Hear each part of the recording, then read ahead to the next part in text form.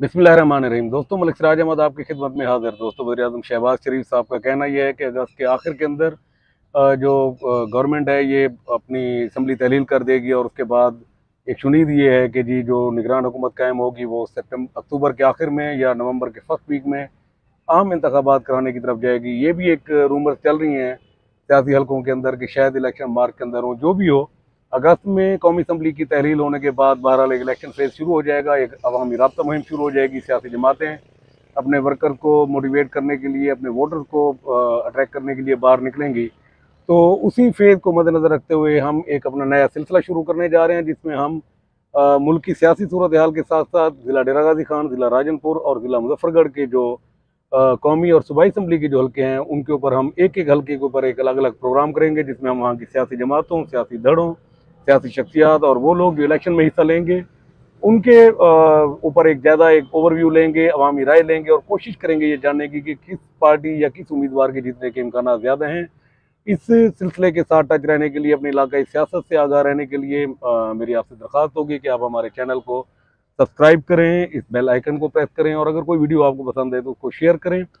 तो अगर हम थोड़ा सा सियासी जायजा ले लें तो 2018 के आम इंतखाबात से पहले, अगर आपको याद हो, 2017 के मिड से एक बहुत बड़ी एक मीडिया के ऊपर हाइप क्रिएट हुई, जिसमें ख़ासतौर पर सोशल मीडिया, जिसमें ट्विटर, व्हाट्सएप, अपना फेसबुक, इंस्टाग्राम और उसके बाद फिर आपका मेन स्ट्रीम मीडिया, उसके अंदर एक चीज़ बड़ी तवातुर के साथ लोगों के जहन में ये डालने की कोशिश की गई कि गुज़श्ता 70 साल के अंदर पाकिस्तान की सियासी जमातों के पास आवाम को देने के लिए कोई मजबूत लाए अमल नहीं था, कोई ऐसा रोड मैप नहीं था जिसकी बुनियाद के ऊपर अवामी मसाइल के अंदर कमी की जा सकती, को अवाम को खुशियाँ दी जा सकती, अवाम की जो मुश्किलात थी उनको कम किया जा सकता। लिहाजा 70 साल तक जो पुराना पाकिस्तान चलता रहा, उस पुराने पाकिस्तान को अब वो सफ़र इख्तिताम पजीर हुआ। अब अवाम साथ दें और एक तब्दीली के बाद एक ऐसा नया पाकिस्तान तश्कील दिया जाए जिसमें लोगों के मसाइल कम हो, जिसमें लोगों की मुश्किलात कम हो, जिसमें लोगों को एक बेहतर ज़िंदगी जो है ना फराहम की जा सके। और उसके लिए उन्होंने उस मीडिया ने एक ऐसी शख्सियत को सामने मुतारिफ बतौर मसीहा और एक महात्मा के तौर पर पेश किया कि जिसको ये लगता था, लोगों को बावर कराया गया कि अगर आप इसका साथ देंगे तो फिर पाकिस्तान, पुराना पाकिस्तान ख़त्म हो जाएगा और नया पाकिस्तान जो है ना वो बन जाएगा। और ये शख्सियत कोई और नहीं, पाकिस्तान तहरीक इंसाफ के कायद जनाब इमरान खान थे।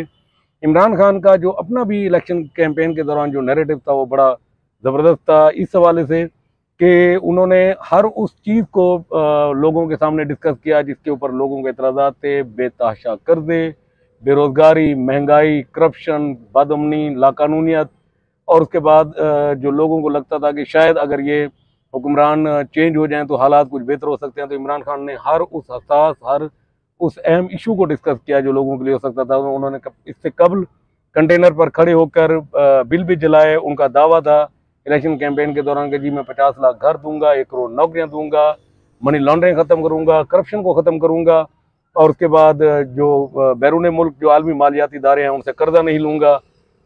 उसके अलावा डेवलपमेंट फ़ंड बिला तफरीक जो है ना हम खर्च करेंगे, लोगों को बेहतर मयार ज़िंदगी देंगे, एक निसाब तालीम देंगे, सेहत की सहूलियात देंगे, बहुत कुछ उन्होंने कहा। 2018 के आम इंतखाबात में, 25 जुलाई को होने वाले आम इंतखाबात में आपके लिए दिलचस्पी की बात ये होगी कि पूरे एक साल की इस इंतहाई शानदार मीडिया कैंपेन के बावजूद भी इमरान खान की तहरीक इंसाफ उस स्टेज पर नहीं थी कि उसके पास वो उम्मीदवार होते जिसकी बुनियाद के ऊपर वो इलेक्शन लड़ते, जीतते और वज़ीर-ए-आज़म बनते। उसके लिए फिर एक दफ़ा काम खुफिया हाथों ने काम दिखाया।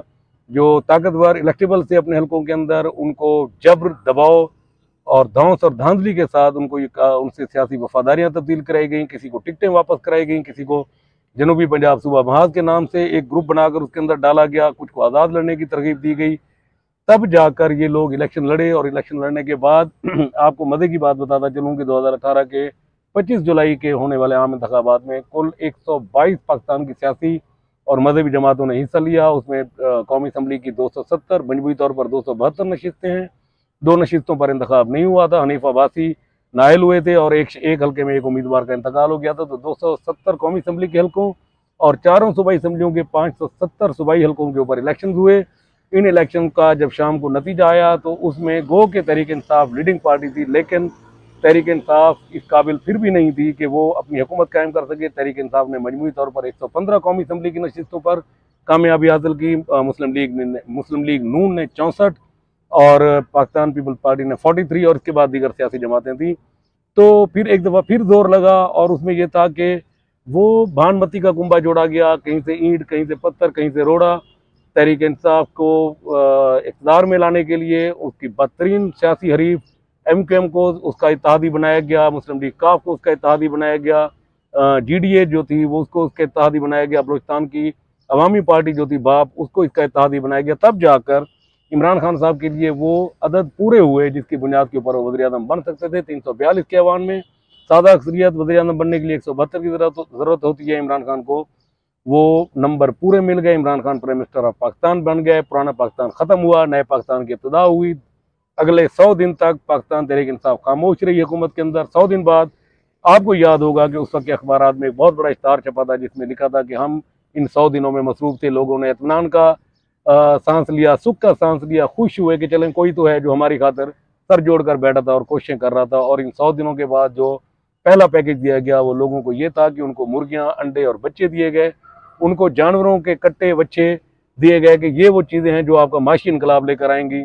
जिस माशी रिफॉर्म के लिए इमरान खान ने एक बहुत बड़े मईशतदान को जो है ना अपने साथ शामिल किया था, पाकिस्तान तहरीक इंसाफ के सेक्रेटरी जनरल जनाब असद उमर, पहले 6 माह के अंदर वो वज़ारत ख़जाना के कूचे से बड़े बेआबरू होकर निकले। उसके बाद पै दर पे मुख्तलिफ वज़ीर ख़जाना तब्दील होते रहे, लेकिन मईशत ने ना संभलना था ना संभली।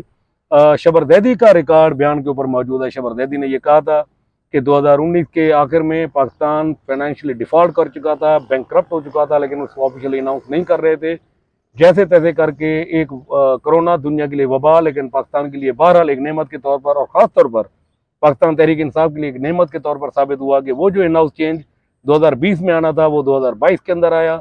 जैसे तैसे करके मुल्क को चलाया जाता रहा। 2022 के अंदर आकर enough is enough, too much Pakistan की मईशत के ऊपर पाकिस्तान तहरीक इंसाफ ने हाथ खड़े कर दिए। लेकिन लोगों के सामने उनका नैरेटिव ये था कि जी मैं तो बहुत अच्छा काम कर रहा था, मुझे हटा दिया गया। इन-हाउस तब्दीली हुई, Imran Khan prime minister house से बनीगाला पहुंचे और उसके बाद फिर एक PDM की कोलिशन गवर्नमेंट सामने है और उन्होंने पाकिस्तान की मईशत की बेहतरी के लिए काम शुरू कर दिया।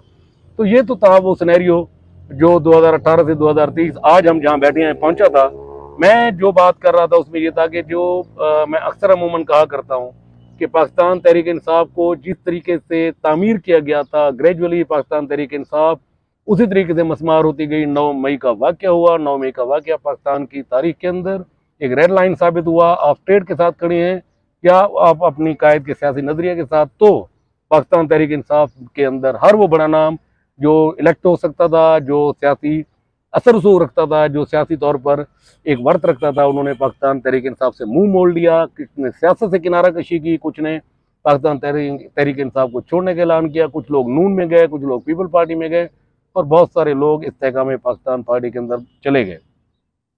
पाकिस्तान तहरीक इंसाफ का जो तरक्की का सफ़र था वो रुक गया। पाकिस्तान तहरीक इंसाफ ग्रेजुअली पीछे की तरफ आई और आज हम जो ये व्लॉग कर रहे हैं और आने वाला जो इलेक्शन है उसमें आप देखिएगा कि पाकिस्तान तहरीक इंसाफ उसी 2013 की पोजीशन के ऊपर खड़ी होगी जो उसका एक्चुअल साइज था, जिसके ऊपर वो असल उसकी बुनियाद खड़ी थी, जिस पे वो इलेक्शन लड़ रहे थे और सियासत कर रहे थे।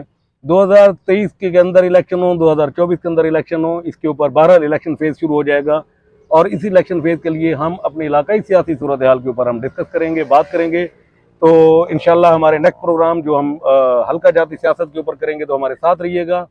तब तक के लिए इजाज़त।